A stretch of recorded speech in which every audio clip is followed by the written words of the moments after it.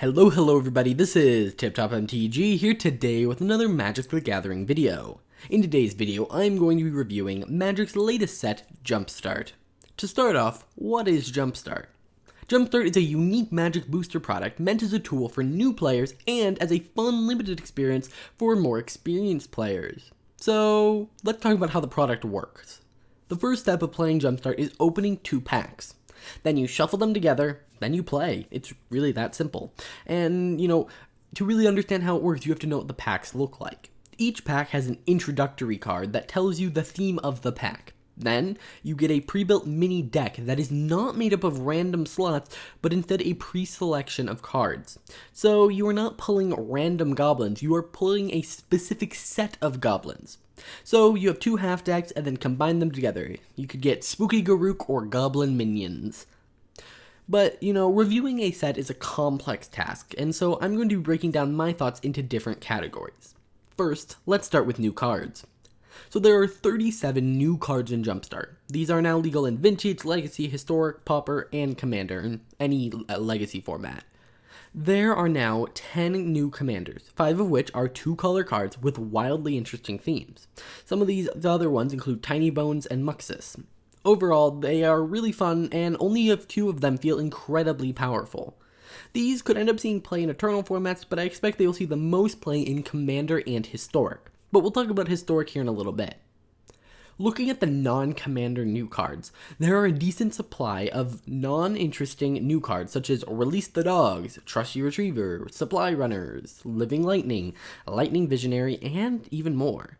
These cards are somewhat lame, being almost functional reprints of other cards. For instance, Lightning Visionary and Abbot of Carroll Keep are both 2/1, 2-cost red creatures with prowess. The difference is Abbot has more abilities. The point is, some of these cards seem unnecessary. So, unlike the commanders, which all have pretty awesome, a decent amount of the non-legendaries aren't going to see play in any format. Why would you play this 2/1 that isn't as good? So unlike the commanders, which all have pretty awesome looking homes, a decent amount of the non-legendaries aren't going to see play in any format. But there are cards that seem pretty good. For example, Blessed Sanctuary, Spiteful Prankster, Branching Evolution, and a couple more seem really powerful, and I'm almost sure we'll see play in one of the formats I mentioned before. Again, these are most likely to see play in Commander and Historic, as Historic has a lower power level and Commander is a more casual game. I'll get more into the cards I really love in a bit, but this is just my general thoughts on the new ones.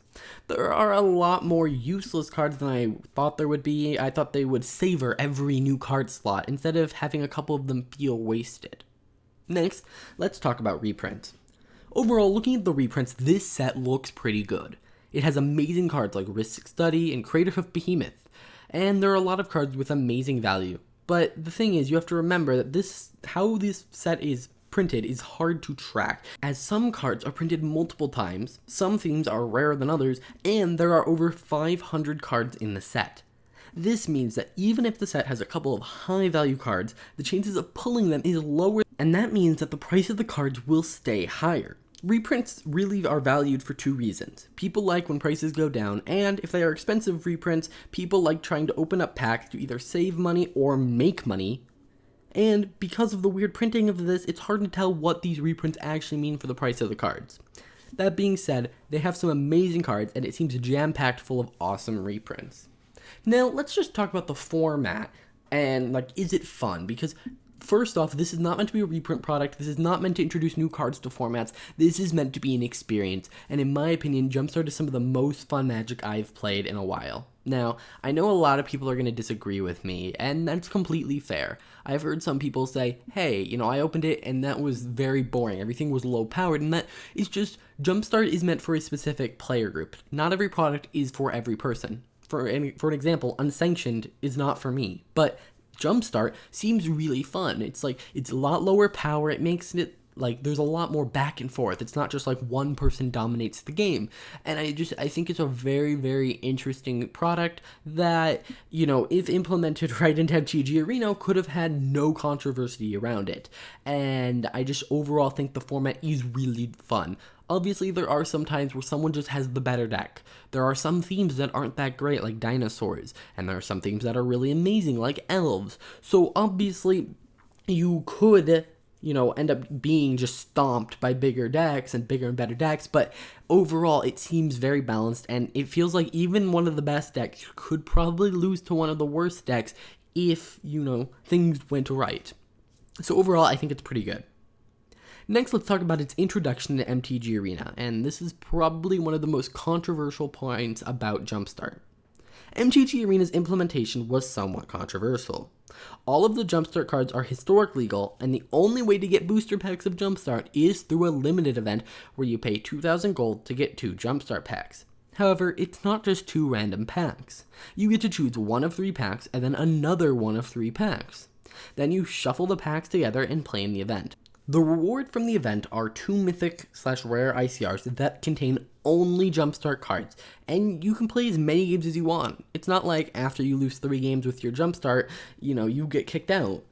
You could pay once and play for the entire month, which, by the way, it's only on MTG Arena for a month.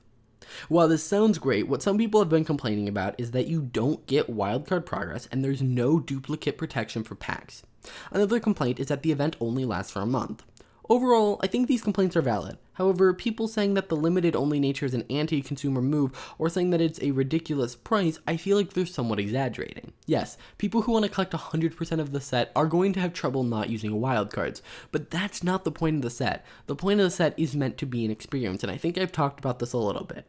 Now, obviously, a better solution would have been to also provide packs. Obviously, there's no reason why they couldn't. But I just think that people saying that 2,000 gold is too much, I think that's kind of silly. You're paying 2,000 gold for 2 packs. You're getting to choose the cards in your packs. You're getting an entry to a limited event. And at its worst, yes, you get, you know, a bunch of repeats. But assuming you don't get repeats, you're at least getting 4 rares for 2,000 gold, and it could be a mythic and 4 rares. It could be 2 mythics, 2 rares. You know, it could be a big collection. You could theoretically get like 6 rares, and that's just, you know, it's very interesting. I just overall really enjoy it. I think it's super affordable and gives you a choice in what you want, not just random cards that you just randomly pull cards from a normal booster. This gives you a little bit of choice.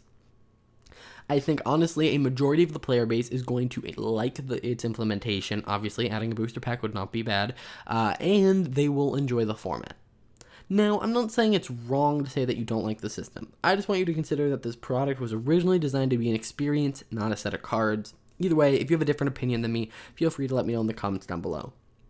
Now, let's move on to the impact on the historic meta. There are overall a huge amount of very powerful cards, and it's going to impact the format. For instance, I've only been playing for a couple days now with it, and things are very, very different. I mean, there's a lot more comboing off. There's infinite there's a lot of 2-card infinite combos now, and overall the format just got really powerful very quickly with cards like Craterhoof Behemoth and a bunch of new elves. You know, elves are a pretty powerful deck, but, you know, obviously the historic meta is going to settle eventually, but this big addition of a bunch of new cards is going to cause it to change. And so a deck that was meta before may not even be able to compete anymore just due to how much more powerful that is now. Overall, I don't really have too much to say on the historic meta. I'm not an expert on the historic meta. I do play historic, but it'll be interesting to see what happens there as time goes on. Now, let's talk about some of my favorite cards. Honestly, I like all of the cards from Jumpstart. I don't think any of them are too powerful. I mean, yes, I did say that there were a bunch of powerful cards, but that doesn't mean they're bad. And some of the more fun cards include things like, I enjoy Exquisite Blood, which is kind of cool with an infinite combo with the veto. It's a little gimmicky, and I know some people are going to hate it because it's an infinite combo, but I think it's really fun. I like Emil, the new unicorn, and there's just a ton of really fun cards that I'm really excited to mess around with. My only, I guess, real complaint is I wish they had Historic Brawl on MTG Arena so that I could play with some of these awesome legendary creatures. But yeah, that's going to do it for this video. Those were just my overall thoughts on the product. If you enjoyed, please hit that like button, subscribe, and tell me what you think of Jumpstart as a whole in the comments down below. I'll see you guys in the next one.